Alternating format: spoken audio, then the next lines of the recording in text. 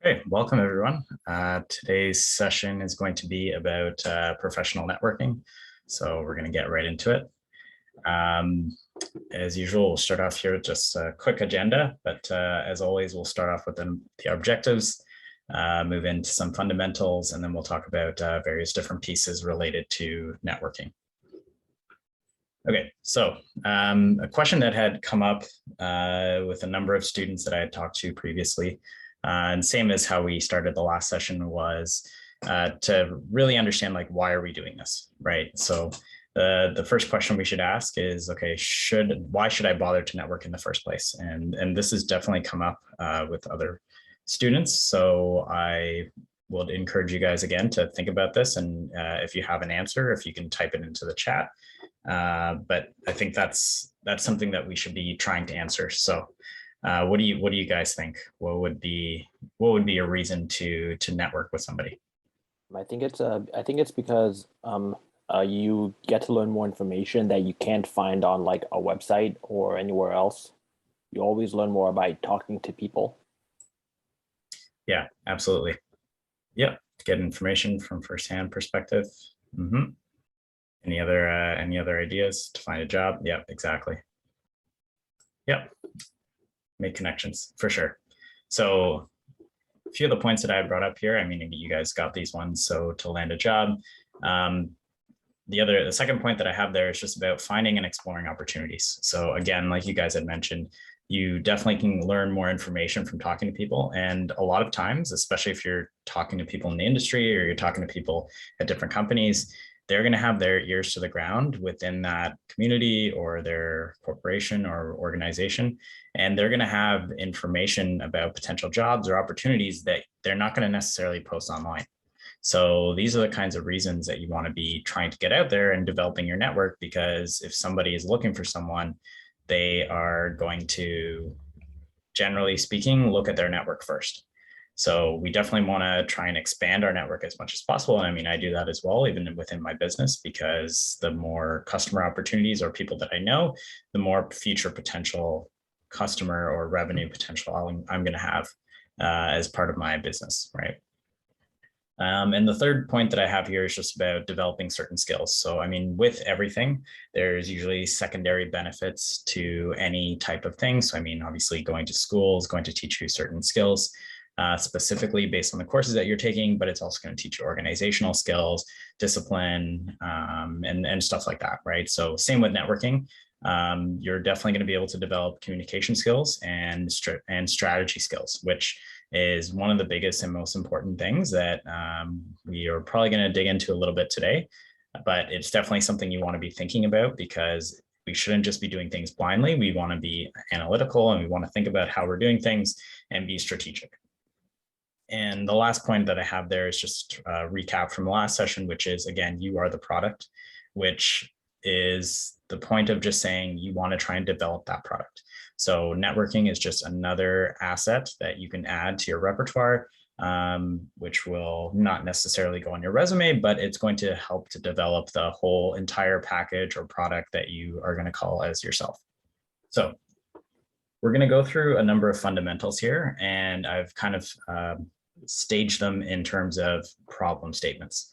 So these are, again, our audience participation questions. So feel free to type in the chat, or you can speak up on your mic. But why do you guys think networking is hard? Yep, not sure how to ask questions or how to start a conversation, for sure. To find people who have the information you need. Sure. Not sure I understand what you mean by that.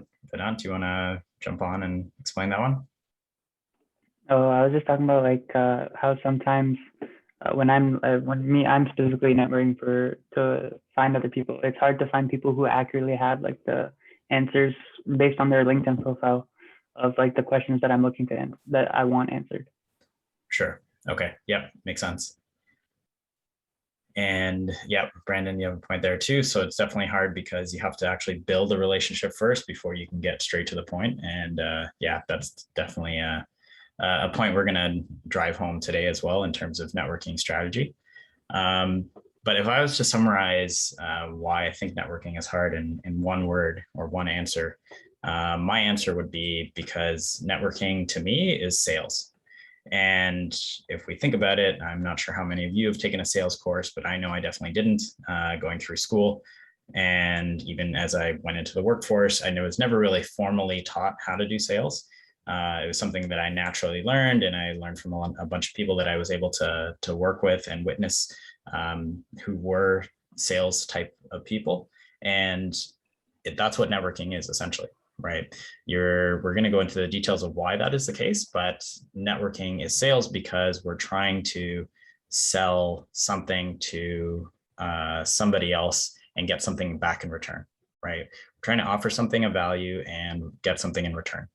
Now that's the tricky part, and that's where we're going to be trying to dig into understand that whole concept, because what typically tends to happen, and we're going to go through a few questions or examples of how typical people or how people are typically networking, they tend to miss some of the fundamentals of what sales is, which again, we can't blame you for because you've never been taught sales, but that's why we're here, and we're going to go through some of those strategies today.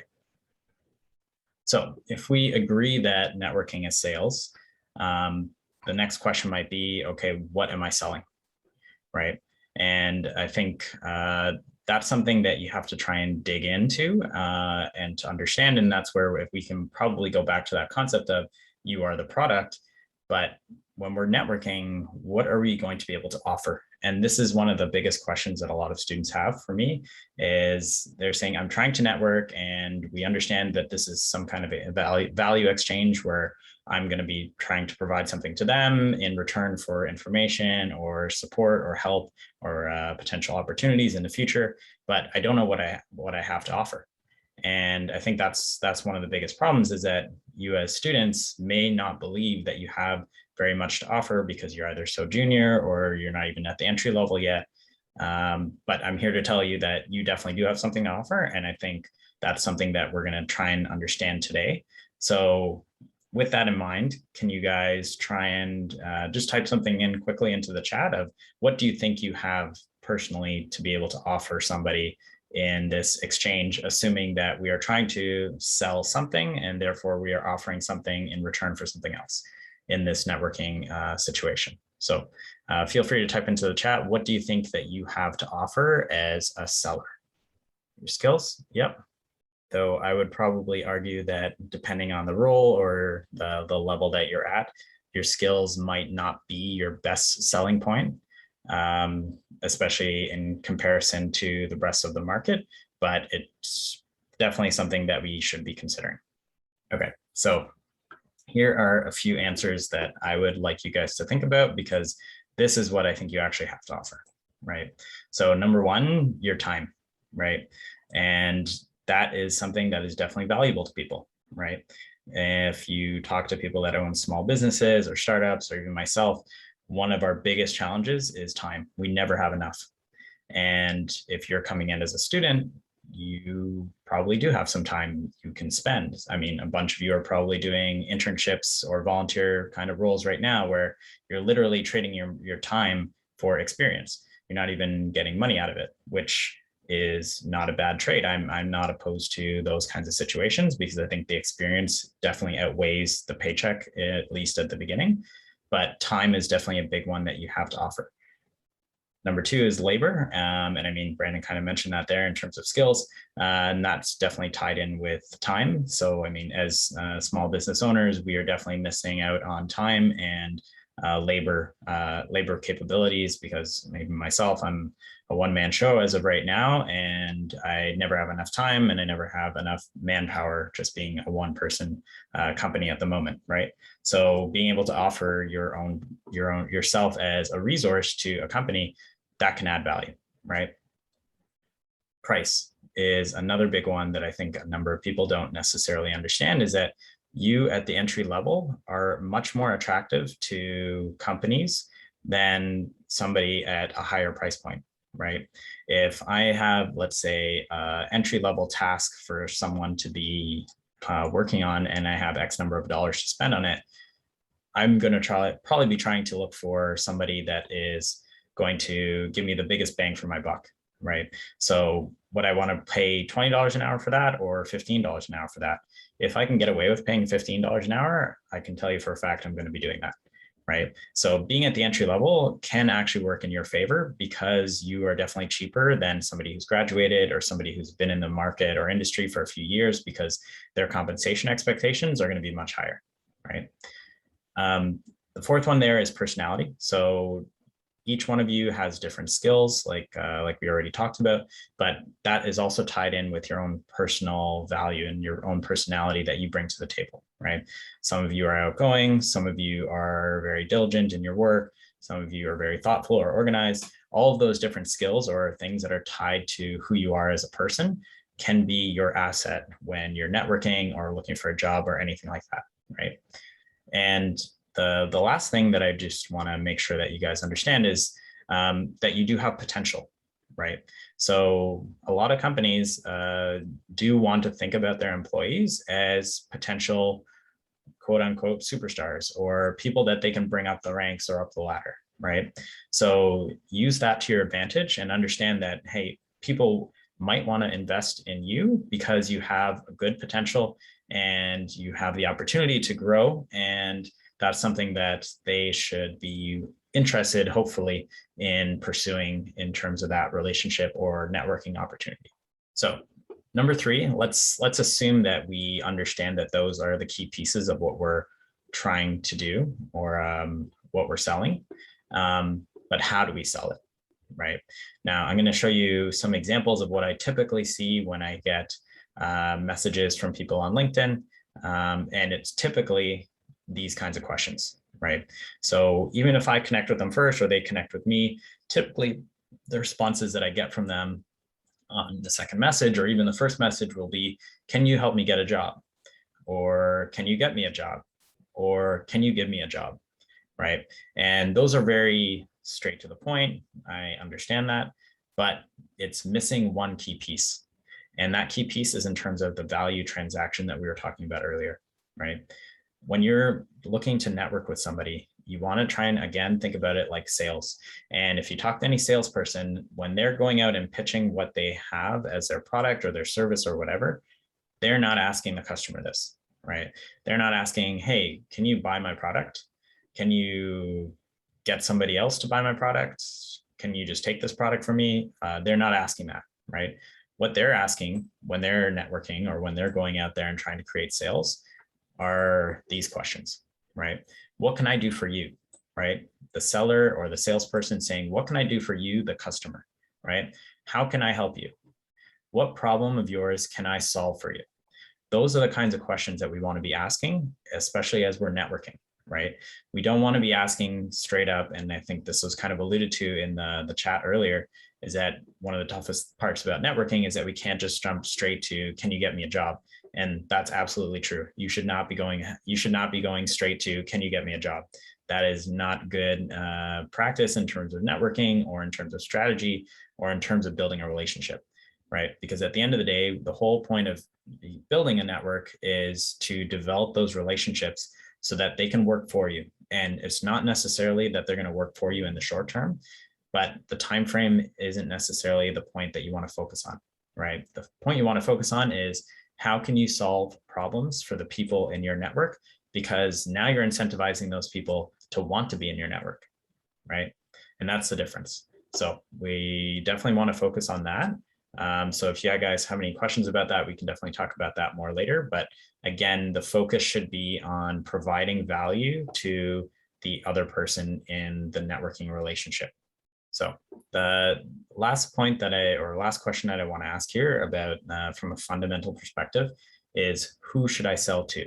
And the reason I'm asking this is because there are many different options, as I'm about to point out, of who you can actually be trying to network with or who you should be trying to target in terms of what kind of jobs you want to get.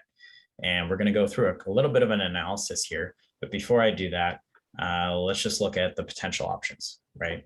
So in terms of categories, I would break them down into individuals versus companies. So obviously, if the end goal here is to try and get a job, we do want to eventually get into talking to people at companies.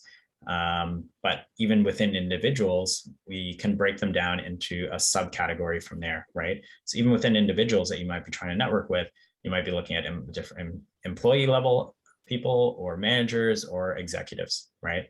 And similarly with companies, there are large companies, medium, and then the startup kind of companies, right? So we're going to do a little deep dive into the profiles of each of these subcategories, because we want to try and understand what is it that those customers care about, what are their mindsets going to be, and therefore then how are we going to be able to sell the value that we just discussed to those people or to those individuals. So looking at individuals here, I've put a few categories on the left side, and I've put some qualitative values here just to help us to understand. Again, arguably, these may or may not be accurate on individual person level, but this is probably more of a general scoping for your understanding, right? Obviously, there will be some employees that have very little willingness and time, but generally speaking, in comparison to managers and executives, we could make the argument that the employee level people will be more willing to spend their time on this kind of stuff as opposed to managers or executives, right? So looking at the different categories here, the reason I'm mentioning each of these things is because each of them is going to affect the decision that you make when you're looking and targeting who you want to reach out to or who you want to try and start building your network around. So just talked about time. Second point there is power and influence. So it might be easier to get an employee level person's time, but their power and influence is going to be much lower, right? So if you have 10 to 20, let's say 50 people that are at the employee level that are in your network, that's great. But at the same time, they might not have decision-making power to be able to get you a job or to put you into a position or to sway their manager to hire you. So those are the kinds of things that we want to think about. And obviously, as we move up the chain through managers to executives, there's a lot more power and influence there to be able to make decisions. So if you can network with high-level executives, that could be a huge potential opportunity for you because they're going to have the power and influence to make whatever they want happen. Third point there is motivation. So again, we are looking at a growing motivation as we move up the chain. The reason I would say that employees don't necessarily have a high motivation is because they're not at the management level yet. Once you get to the management level, you start realizing that the most important thing for you is to not just produce, but to build a team that can produce. And as you become a manager and even an executive, for sure, it's about building teams. So if you're able to network with people that are in those kinds of positions, again, if you can prove to them that you have what it takes, they're going to want to try and they'll have a better opportunity there for them to try and put their word in for you, right? And they'll have a higher motivation for that because they're trying to build a team. The last point there is just in terms of who you probably have a better chance of relating with. So employees or maybe more junior, even intermediate employees might have a better chance of relating to you because they were most recently students. Now, that being said, that doesn't mean that executives or managers aren't going to be able to relate to you. But that is why I kind of highlighted it in green there for managers, because even though their relatability in theory might be a little less because maybe potentially they are not in the same age group or they might have graduated years and years ago. That doesn't mean that that's necessarily a negative point. But again, these are just things that you want to think about when you're reaching out to people, because again, these are going to be factors that are going to affect how I guess, able you are to network with them successfully, right? So same thing here on the company side. So we're just looking at, I guess, large versus medium versus small, and I'm breaking those down into arbitrary levels. So I'm calling the large ones corporations, which are arguably 250 plus people. Just for information, these numbers I've kind of come up with on my own. Those are not technical definitions of what a corporation scale up or startup is, but it's just good enough at this point to give you a ballpark number, right? So between those, I've highlighted the medium and the small companies in terms of size. Now, why did I do that? The real question, or the real answer to that, is in the next 4 rows, right? So if we look at each of those, so there's capital level, there's salary potential, there's resource needs, and then there's experience requirements. So capital level is basically how much money does that company have, right? So as you can see, the large corporations have a lot of money, and somehow though I've marked that in red. And the reason as to why I've marked that in red is because when we're looking at those companies, they can now afford to hire people that are more experienced, which might cost them more, right? They might be willing to spend a little bit more to get somebody a little bit more experienced so that they can move along a little bit faster. Now, if you're at the entry level or you don't have any experience, that's going to work against you, right? So when we move down the chain in terms of size of company, medium-sized companies, they might not have that much money, so they might be a little bit more cost conscious, and definitely the startups at the lower end are going to be way more cost conscious. So again, similar as how we talked about it before, when we're looking at price as a value, that is working in your favor, right? Salary potential is there as well, which again works against you a little bit in terms of the larger corporations, because the opportunity for them to pay is obviously going to be higher. So technically that's better for you, but now your competition is going to be a lot higher because they're going to be looking at a lot more people with more experience.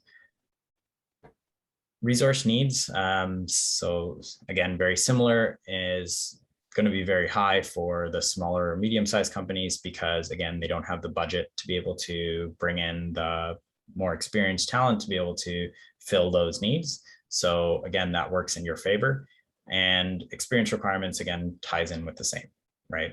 So a little bit of a conclusion that you can jump to at this point is that should you be targeting large corporations if you don't have a lot of experience? I would argue probably not, right? It's probably in your best interest to target the medium to smaller companies to determine which ones you want to actually then go backwards and look at the employees to see who is going to be the best fit for you to try and develop within your network. All right, so in terms of the conversation process, so this is definitely something that I've seen people struggle with. I know I struggle with it myself, but I think if we try and break it down in terms of how do we even approach this in the first place and look at the various different pieces of it, we can make it a little bit easier. So I'm not going to go through each one of these in a huge amount of detail, but I will sit on the slide for about 30 seconds to a minute so you can look at it. The recording will go up on YouTube, so you can take a look at that after the fact anyway. But these are the main points that we would like to go through, because if you can combine all these things together, that's going to allow you the opportunity to start developing those relationships, start developing your network. So bunch of different styles here in terms of conversation starters. The reason I break them up into styles is because each of you may find that you have a different type of style that you prefer that works better for you. That's not a problem. I think you have to figure out what works best and read the room, and then read the person that you're talking to and try and determine what style they might have and then match it up. But at the end of the day, it's probably in your best interest to start with something that you're more comfortable with and build that up as your own skill. And then eventually you'll get to the point where you can try out different techniques or different strategies. Similar point here about information probing. So the concept here is that it's difficult to talk to somebody if you don't know anything about them. So the first thing you might want to do is ask some questions and kind of gather some information. And you can do that obviously in different ways. So you could do that passively. So you might not be the one leading the conversation. You might be just listening in. Maybe your colleague or a friend of yours is talking to somebody and you're paying attention now to gather some information. Could be passive, but maybe you also might be initiating. So you might be the one trying to lead the conversation. Or you might just be inquiring in terms of asking questions and trying to get some information from questions. Transitions and conversation steering, I think, are something that can help with the flow of your conversation. Again, similarly, how we talked to before, we do want to try and build relationships before we jump straight to the question. But there is different styles and there are different scenarios where each one could work better than the other. It doesn't necessarily mean you have to go the indirect, smoother flow kind of way. You could jump straight to, hey, tell me what you do. And that's not a problem, right? You have to, again, read the situation and try and figure that out, but know that at least you do have some options.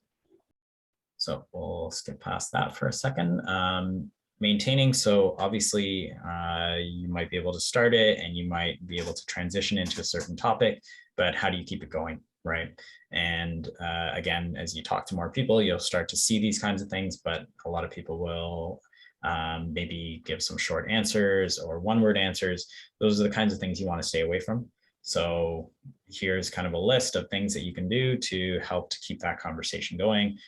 Because again, the longer that you're there, obviously we do want to go quality over quantity, but if we're trying to develop a relationship, it might be easier for us to do that if we're spending more time and learning more information and developing that in a stronger way. So once you're in the conversation, there is a little bit of analysis that you have to do. And that's something that, again, is a skill that you have to develop, and it takes time to do that. But it's almost like you have to participate in this conversation and analyze it and then iterate on it as you're going through the process of having the conversation. So how can you do that? Well, you want to think about, okay, well, what's working, what's not? You want to read the visual cues, body language, etc. And you want to understand at least, is this conversation worth continuing? Because at the end of the day, it's not necessarily obvious, or it may not be that valuable to you, right? And not every conversation has to be, but it's something that you want to ask. And if it is going to be something that's valuable, what are you going to do to take it to the next level, right? Again, if you have to force it, is it you or is it them? What about each of you is it that's not making this conversation work? And let's say this is somebody that you really do want to network with. That's something that you want to ask yourself because you want to try and figure that out, right? And the last point here is just in terms of the leader or the follower in the conversation.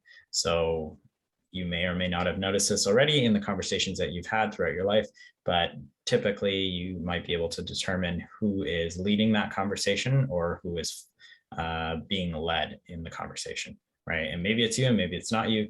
Neither is an issue.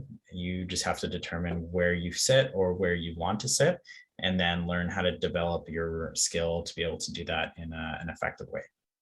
Closing is I guess the last piece here, which we'll just go through really quickly, but at the end of the day, you want to be able to have a follow-up, right? And this works for in-person as well as in-person as well as on LinkedIn. And at the end of the day, we're trying to create an opportunity for this relationship to continue, right? So planning follow-ups, suggesting to connect later, introducing somebody else, like these are all different strategies that you can use to help you close a conversation, but leave it open for you for the next opportunity. Okay, so last couple points here. Definitely there are skills that you're going to require to become a good networker, right? Or a good salesperson. This is just a list here. In my full networking course, we go through these in detail and give you tips and tricks on how to actually develop each one of these.